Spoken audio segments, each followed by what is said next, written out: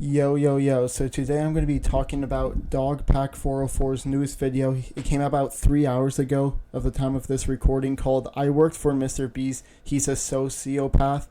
And in this video, if you haven't seen it already, basically he interviews a guy named Jake Whittle. If you don't remember who he was, back in around 2019 to 2021, he was kind of like he was like part of the main MrBeast team, like, you know, like Chandler and Chris and stuff, and those guys, and like Carl.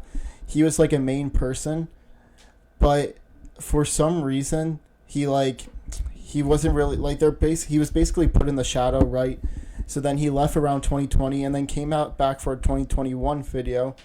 And then in that video, it's not even on YouTube because of how fucking disgusting it was. And he talks about his whole experience in the dog pack video. I suggest going to watch it. It's a whole interview about how disgusting and the conditions he was put through for a video. And he didn't even get the full amount of earnings that he earned. He was supposed to win 230,000 and they only gave him 100,000. And I know I'm saying like only 100,000, like that's still a fucking lot, right? But it's an insane scenario. He was like basically put in one of those, you know, what, like this. Here's the video scenario. He was put in a white box, and he had to stay in there for 30 days. He had a bunch of random shit like a hot tub and stuff, and every day he would have to remove an item, and they just kept lights on him all day, and it was very taxing, and they forced him to run a mile on a treadmill. It's insane stuff. Go watch the video. There's more detail on the whole interview and all Jake Whittle's side. The part that I want to talk about, the Dog Pack 404 video, is how MrBeast protected a offender, an S offender. If you don't know what an S offender is, they do a lot. They're basically a registered offender. Like, if you don't know what that is, it's just a bad person. And they were actually just, he was protected, and he was a pretty higher up at MrBeast's like whole company. And it's insane to think that if MrBeast comes out and says, I didn't know that this guy was an S offender, right? That's basically meaning that he doesn't do any background research on anyone, know anything about the person, and nothing. But here's the video on screen. I spent 24 hours straight in an insane asylum. Now, from these 4 people on screen, can we guess who the offender, the registered offender is? Drumroll, please. It's the dude with the mask right here. He is the registered offender. And if I play just a little bit into the video here, so he like goes around the room, talks to people, and You're gonna laugh. Banana Sunday. he says the name of everybody, like, but We'll just look leave. what he says about the dude in the mask. See what he says about when he goes to the dude in the mask. Chandler alone. How about you? How long do you think you're gonna last? I'm going to just beat Chris and Ethan, and I just have to keep Chandler in here, so then we're going to win. Oh yeah, you have Chandler. So he didn't go by his first name or say anything. He just said, what about you? Like he's just a random person in this video. Like, there's 3 people that are said in first name basis, and then the one person with the mask, like, that's a registered offender. Oh, we just don't know his name. It's just fucking stupid. And for proof here is his registered offender like document here.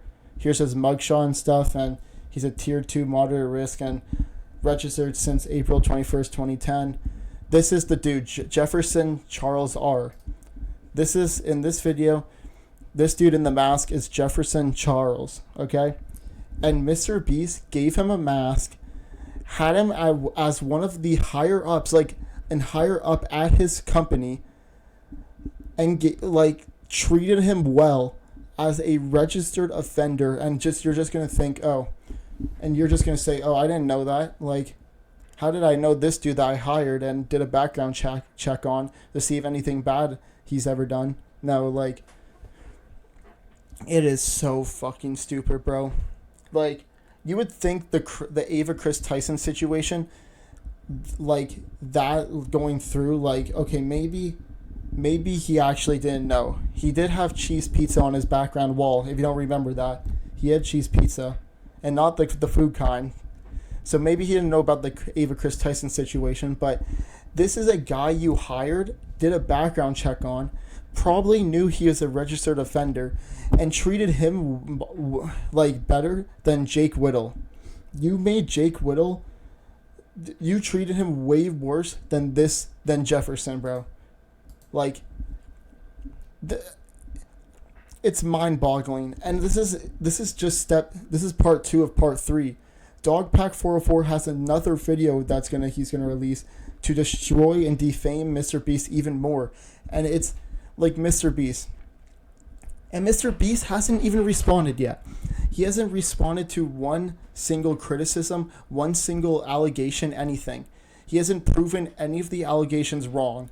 He hasn't proven that anything. The only thing he's done in the past 12 days since he's been exposed was make a new YouTube video and let his PR team send out cease and desist letters to a bunch of people and trying to silence people. He hasn't said one thing. The only thing he said online was that Ava Chris Tyson will never be in one of his videos. And he, quote unquote, has a company is investigating him. Like, it's just a bunch of bullshit, and I'm all here for the MrBeast downfall. So subscribe if you like nachos. Comment what do you think about this situation. It's just fucking insane. And like if you like the MrBeast downfall, and I'll see you guys in the next one. Peace.